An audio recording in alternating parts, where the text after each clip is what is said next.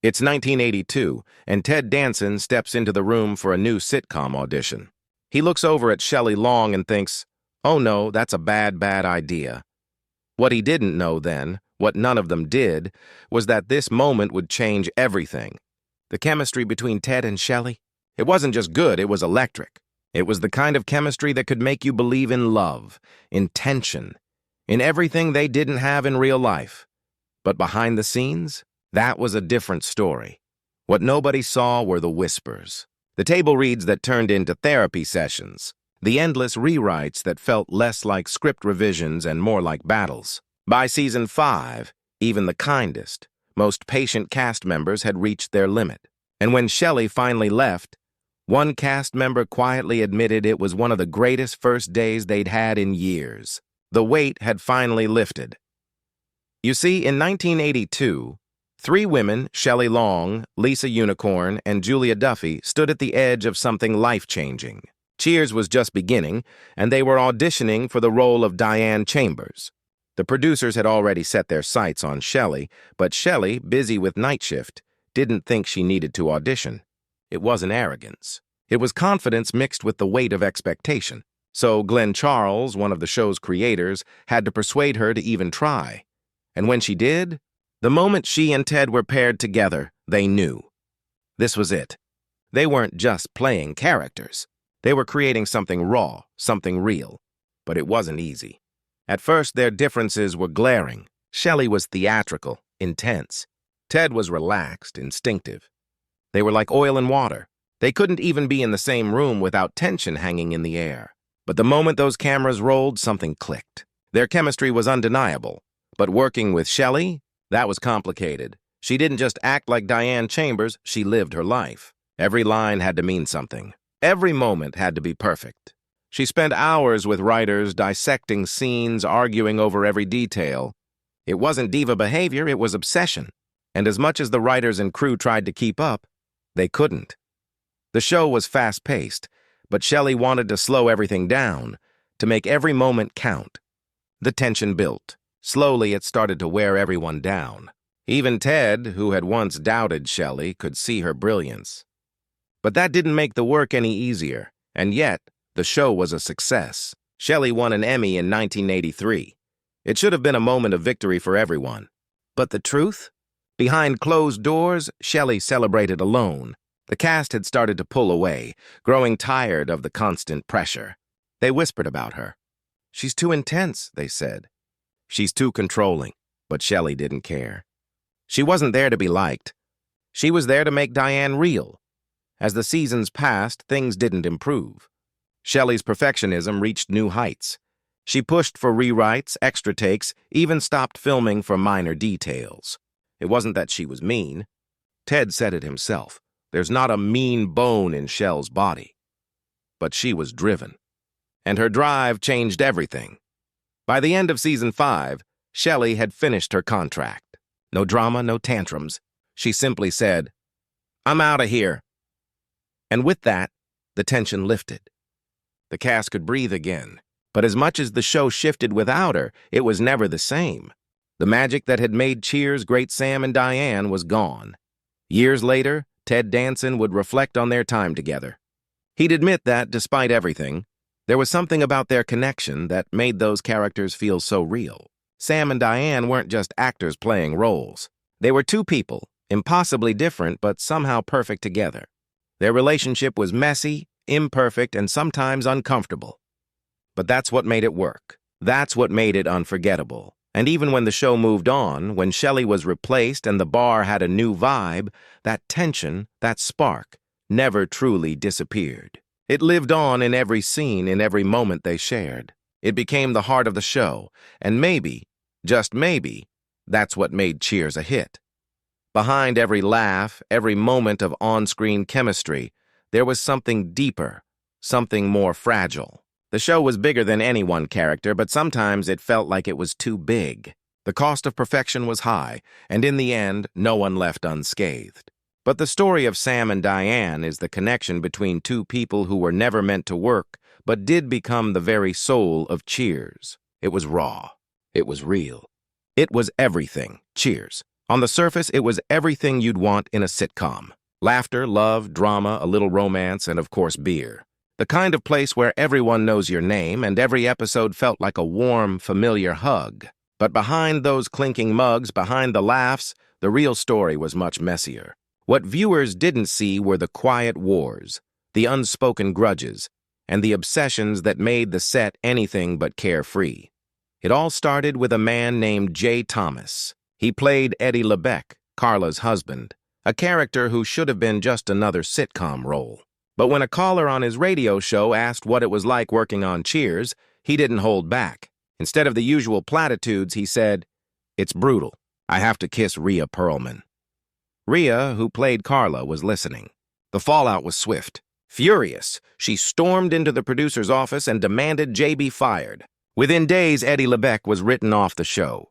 They killed him off in a freak Zamboni accident and made it worse. They revealed he had another wife who looked just like Carla. Jay later admitted it wasn't a mistake in acting. It was one careless joke, and just like that, his career on Cheers was over.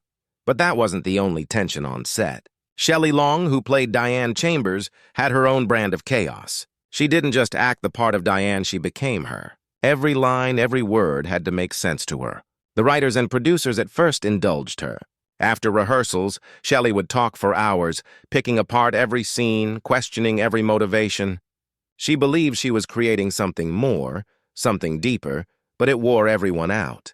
Ted Danson, who played Sam Malone, later admitted that Shelley's process, though sincere, would have driven people mad if it hadn't come from such a place of devotion. And yet the rest of the cast, Rhea Perlman, George Wendt, and John Ratzenberger, couldn't always keep up. The pace of sitcoms is quick, and Shelley's perfectionism slowed everything down. It wasn't that she was difficult. She just wanted it to be perfect. But that desire? It made her feel like an outsider. Rhea even admitted that there was real friction, but what could she say? It wasn't just about the lines, it was about the weight of the process. Then there was Woody Harrelson. In season 4, at just 24 years old, he walked onto the Cheers set and instantly became a target. He wasn't trying to outshine anyone, but he did. They tried to humble him with a series of physical challenges: basketball, leg wrestling, arm wrestling, even chess. But he beat them all. They couldn't win, so they resorted to pranks. Ted Danson once joked that if anyone had a particularly cruel prank in mind, they'd save it for Woody. But through it all, Woody stayed the same, playful, unaffected, never letting the tension get to him. Meanwhile, Kelsey Grammer, who played Fraser Crane, had his own war to fight. In his memoir, he wrote that Shelley Long had it out for him from the start. He claimed she campaigned for his character to be cut from the show. Shelley, on the other hand, denied it, saying the only thing she pushed back on was when someone suggested Diane should get pregnant by Fraser. She believed that wouldn't make sense. The problem? Neither of them ever communicated directly. Kelsey felt undermined, Shelley felt misunderstood, and it festered in silence. The tension between them built, adding to the already volatile atmosphere on set. George Wendt, who played Norm, brought chaos of a different kind. He was known for his wild stunts and the even wilder gifts he gave to the cast one time: shotguns. No joke. Behind the scenes, he kept the party going, living life like it was one big, endless Cheers episode. But sometimes, even his high spirits couldn't shake the feeling of something missing. And then, in December of 1986, Shelley Long stunned the world by announcing she was leaving Cheers. She'd had enough of Diane. She wanted to move on to movies, to bigger things. The show's heart, the Sam and Diane love story, was gone. The producers and writers were in panic mode, fearing the show couldn't survive without her. Ted Danson, who had clashed with Shelley many times, found himself caught in a strange mix of relief and dread. He'd never had an easy working relationship with her. But when the cameras rolled, something magical happened. They were opposites. Ted worked from instinct, Shelley from intellect. But somehow, it clicked. When Shelley left, the energy on set shifted. The tension lifted. Rhea Perlman even said that the first day with Kirstie Alley was one of the best first days she'd ever had. The cast was lighter, less stressed. And when the show, without Shelley, hit #1 in the Nielsen ratings, the writers were vindicated. They'd let go of the Sam and Diane storyline, embraced the ensemble, and the show breathed again. The dynamic had changed, but it worked. As for Shelley, her dreams of a movie career never fully materialized the way she had envisioned. After leaving Cheers, she threw herself into films, hoping to carve out a new identity beyond Diane Chambers. Movies like Outrageous Fortune, 1987, and Troop Beverly Hills, 1989, came and went, each offering her the chance to shine in the spotlight. But the critics were unanimous in their assessment. Shelley Long wasn't escaping Diane. They said she was just playing a louder, more exaggerated version of the same character she had left behind in Cheers. Audiences, too, couldn't shake the image of Diane Chambers. She had poured so much of herself into that role that when she stepped into new projects, she couldn't escape the shadow of the character she'd spent years living and breathing. She tried to diversify, pushing herself into different genres, attempting to shed the intellectual, love-stricken Diane persona. But it was as if the world couldn't see her for anything but the quirky woman who had first captured hearts in the bar on Cheers. By the mid-90s, Shelley's film career had stalled. The big Hollywood roles never came.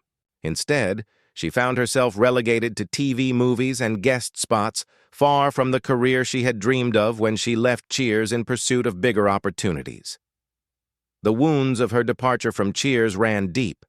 Shelley's exit left a scar on the cast, a fracture that never fully healed.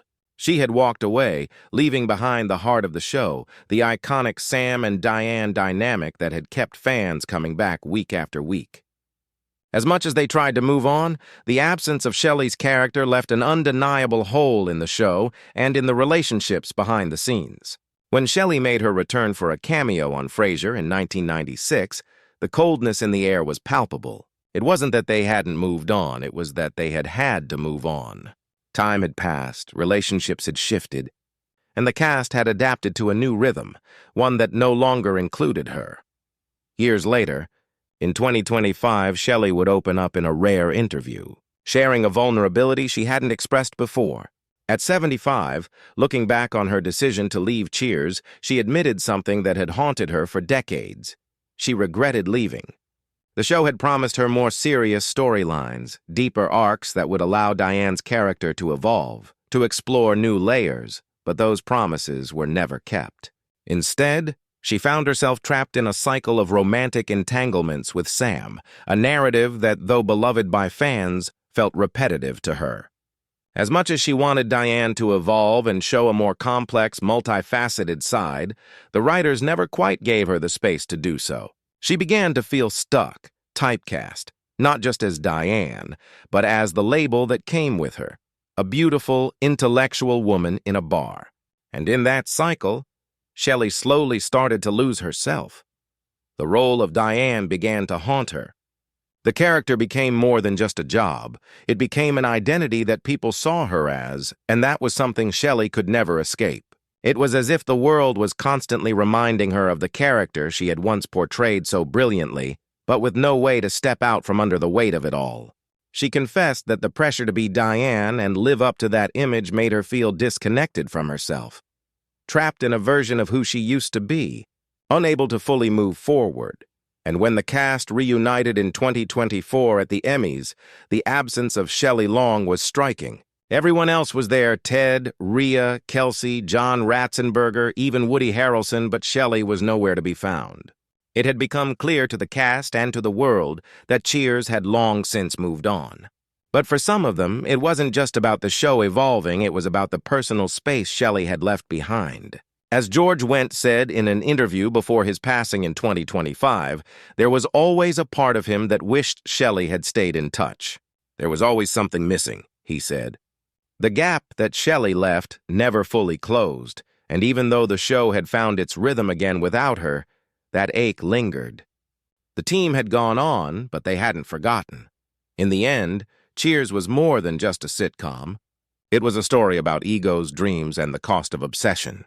It was about the pursuit of greatness and the price that sometimes comes with it. Cheers captured life in all its messiness, its complexities, and yes, its heartbreak. It spoke to the struggles of identity, of ambition, and of trying to find your place in the world. And it wouldn't have been the same without Shelley Long. Her talent, her intensity, her drive, all of it shaped the show. But sometimes greatness comes at a cost. Sometimes the pressure to be perfect, to always strive for more, can drive wedges between even the closest of friends. And some scars, no matter how much time passes, never fully heal. Shelley Long's departure from Cheers wasn't just the end of a chapter for her. It was the beginning of a new reality for everyone. The show would thrive without her, but it wouldn't ever be the same. There was always that quiet, lingering question. What if? What if things had been different? What if the show had evolved in a way that gave Diane the depth Shelley had hoped for? What if the cast had found a way to keep the magic alive without the tension that had come to define their relationships? We'll never know, but one thing is certain. Cheers became the iconic show because of all the complexities that surrounded it both on screen and off. And Shelley Long was a big part of that. Even if the story of Sam and Diane came to an end, the story of Cheers and the story of Shelley Long was far from finished.